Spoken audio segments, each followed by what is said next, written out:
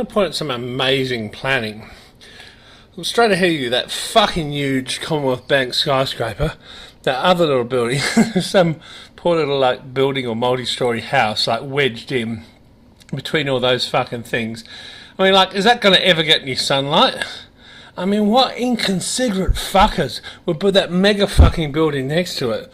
Like, it's obviously heritage listed, so they don't want to knock it down, but, I mean, for fuck's sake, what happens if that thing has some structural problem?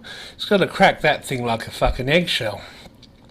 There's your heritage listing gone. I mean, there's all those other little, like a niche of older buildings there, which makes them a little safe, but, I mean, this guy's obviously been singled out and fucking walled off. I mean, Jesus. I mean, yeah, I can see the need for new buildings, but when you've got lovely architecture like that and the cathedral and stuff, then you build fucking great big glass eyesores like that. I mean, can you just make it look a little bit more sort of gothic or fucking, you know, it's just something. I mean, that's just fucking shit, man. And look, I mean, hey man, if I owned that little building, I mean, I'd never have another plant grow there because of that big fucking thing. And you know, your heating costs would go mega because of that fucking, yeah. Oh man, I want to put solar cells on the top of a fucking solar hot water system. No, but fucking Commonwealth Bank, man. They probably got solar cells up there though. Oh, you steal my sunshine. Fuck you. If your name's Stephen, you're in luck because this is the Cathedral of St. Stephen. Against the backdrop of some big ass glass shit buildings. This is an unusual building. It's got like a waist in the middle with like just poles and a cylinder, and it goes up to that. Then you've got the Moreton Bay fig trees down there. This is a mural depicting of why you do not feed wild ibises. So they take buses, snap towers, and eat people. Cool. That's the Moreton Bay figs up closer. They sort of grow down roots and they strangle everything in their way type thing. Look at that. It's just dense roots. It's like one tree or a couple of trees and they make a big clump like that. These are those roots up close. You can see that they go right up into the tree. They drop down from branches.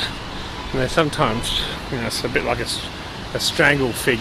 The seeds of these things will drop in another tree, and then they can grow down and literally choke off the tree. So you got one trunk and it spreads out really laterally, and you get a whole lot of these roots that drop down. They form like a whole lot of adjacent trunks, and it can spread over a huge area.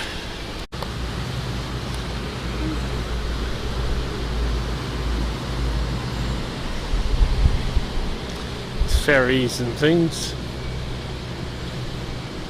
There's little guys and there's these big guys. They go all up and down the river. The so-called Story Bridge over there. You can see that sign down to it. That's the bridge we were looking out from before.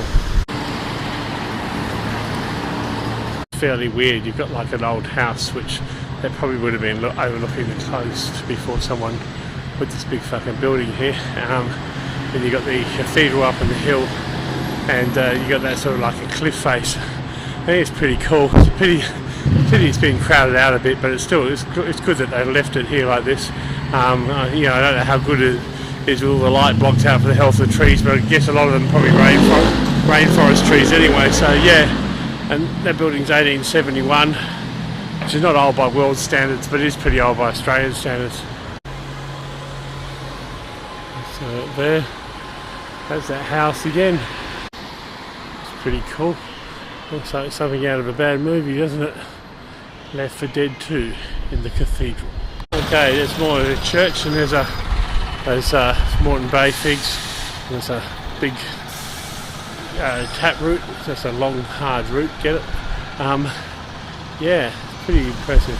Okay, so-called koala house. What is that design on the side of the building? It looks like a phallus. Anyway, it's pretty up there.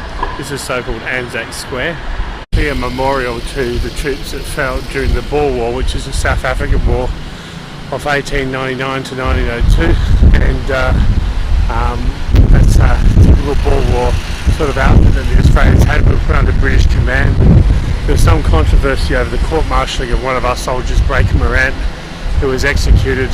A lot of Australians felt pretty hard done by the English had done that to him, but he'd really been doing things just what the Boers were doing, and really just retaliating with guerrilla warfare.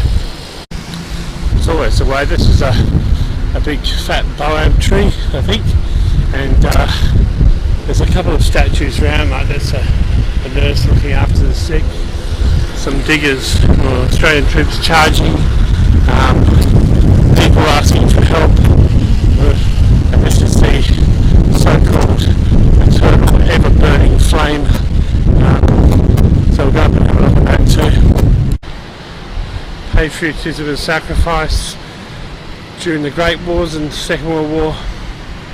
This is the ever-burning flame, and it's got all the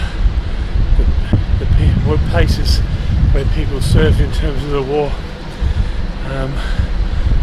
So it's a monument to the everlasting memory of the troops that were lost in the field. Central Railway Station, and we're coming up to Anzac Day, which is the 25th of the 4th, which is a commemoration of the landing of Australian troops on the Gallipoli Peninsula in the First World War. I think that's that stupid building we saw before, and that house that's been cramped in. My God, look at that.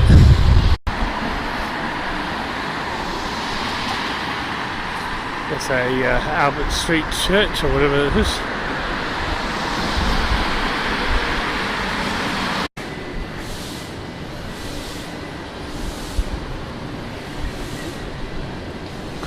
It's a museum, it's a art gallery.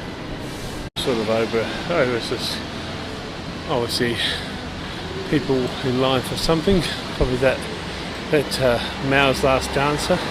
Construction, they've got like that crane is basically bolted onto the side of the building. Some kangaroos, man, they're out of some old